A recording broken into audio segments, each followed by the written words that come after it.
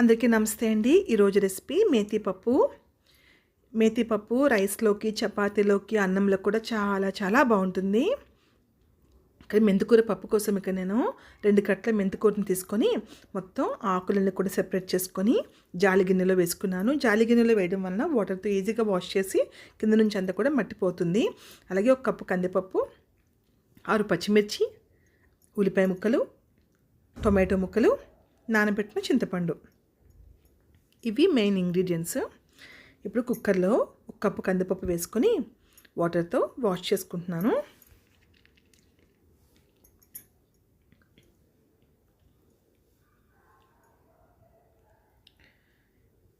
ఇప్పుడు ఈ విధంగా వాష్ చేసుకున్న కందిపప్పులో పచ్చిమిర్చి వేసుకోవాలి ముందుగా. అలాగే మీడియం సైజు ఉల్లిపాయలు 3 తీసుకున్నానండి. అవి చిన్న చిన్న ముక్కల కింద కట్ చేసి వేసుకున్నాను. టొమాటోలు కూడా మీడియం సైజు 3 తీసుకొని వేసుకున్నాను కట్ చేసుకొని. 2 కట్టల మెంతాకుని శుభ్రంగా వాష్ చేసుకున్నాక ఇందులో వేసుకుంటున్నాను. కారం వేసుకున్నాను 1 టీ స్పూను. పసుపు 1 హాఫ్ టీ స్పూన్ వేసుకున్నాను. టేస్ట్కి సరిపడే సాల్ట్ యాడ్ చేశాను.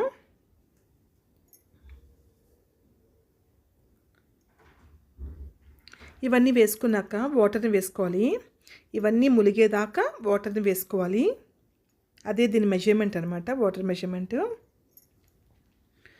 వాటర్ వేసుకున్నాక ఇవన్నీ కూడా ఒకసారి కలుపుకోవాలి.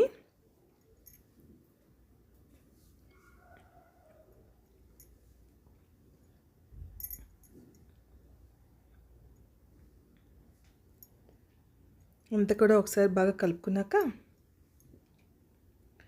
ఇప్పుడు ఇందులోని కొంచెం ఆయిల్ వేసుకోవాలి.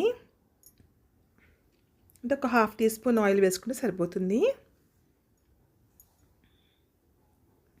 ఆయిల్ వేసుకున్నాక మూత పెట్టుకొని విజిల్ పెట్టుకొని స్టవ్ ఆన్ చేసుకొని కుక్కర్ని స్టవ్ మీద పెట్టి 4 విజిల్స్ అయ్యేదాకా కొట్టించాలి.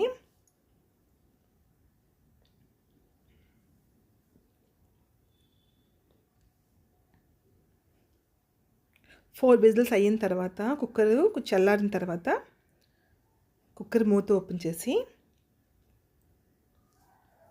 చూసారు కదా, కందిపప్పు చక్కగా ఉడికిపోయింది, మెంతికూర పప్పు. ఇప్పుడు పప్పుని పప్పు గుత్తి సహాయంతో కొంచెం మెదుపుకోవాలి.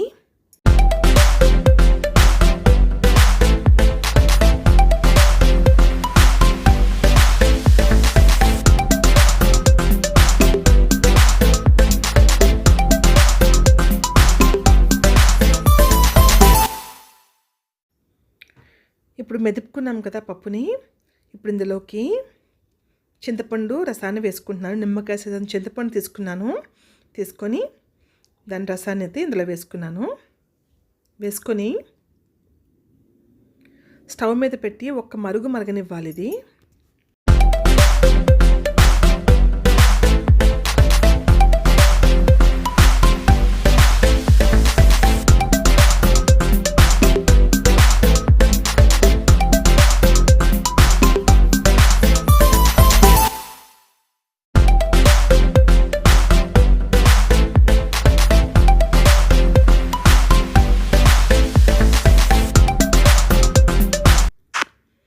కాసేపు మరిగించిన తర్వాత పప్పుకి పోపు పెట్టుకుందాము. పోపు కోసం స్టవ్ ఆన్ చేసుకొని నేను ఇక్కడ చిన్న సైజ్ బాండీ పెట్టుకొని ఆయిల్ వేసుకున్నాను. 2 టీ స్పూన్ల దాకా ఆయిల్ వేసుకున్నాను.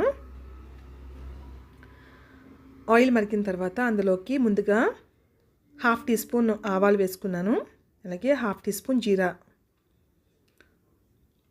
1 వెల్లుల్లిపాయ పొట్టు తీసేసి బాగా దంచి వేసుకున్నాను. గుప్పెడు కరివేపాకు వేసుకున్నాను. కొంచెం ఇంగు వేసుకోవాలి. 4 నుంచి 5 ఎండుమిర్చి వేసుకున్నాను కట్ చేసుకొని. పోపుని చక్కగా ఫ్రై చేసుకోవాలి. ఈ పోపు ఎంత చక్కగా వేగుతుందో దాన్ని బట్టి పప్పు తలక టేస్ట్ బాగుంటుంది. ముఖ్యంగా ఈ వెల్లుల్లి వేసాం కదా, అవి బ్రౌన్ కలర్ వచ్చే వరకు ఫ్రై చేసుకోవాలి. వెల్లుల్లి బ్రౌన్ కలర్ వచ్చే వరకు ఫ్రై చేసుకోవాలి. అప్పుడే పప్పు అనేది చాలా బాగుంటుంది. ఇప్పుడు పోపునైతే పప్పులో వేసేసుకున్నాం కదా, వేసుకొని ఒకసారి కలిపిన తర్వాత హై ఫ్లేమ్లో 1 నిమిషం పాటు ఉంచాలి, అంతేనండి. ఎంతో రుచికరమైన మేతి పప్పు అయితే రెడీ అయిపోయింది. రైస్లోకి రోటీలోకి అదిరిపోతుంది.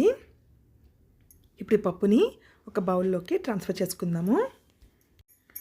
చూసారు కదా, చూస్తుంటేనే నోరు ఊరిపోతుంది కదా. పప్పు చాలా కమ్మగా ఎంతో బాగుంటుందండి. తప్పకుండా రెసిపీ మీరు కూడా ట్రై చేయండి. మీకు ఎలా కుదిరిందో కామెంట్ చేయండి. అలాగే మీకు వీడియో నచ్చితే ప్లీజ్ లైక్ చేయండి. అలాగే మన ఛానల్ని మరిన్ని ఇంట్రెస్టింగ్ వీడియోస్ కోసము సబ్స్క్రైబ్ చేసుకోవడం మర్చిపోకండి. ఇంతవరకు వీడియో చూసినందుకు thank you so much. Take care, bye.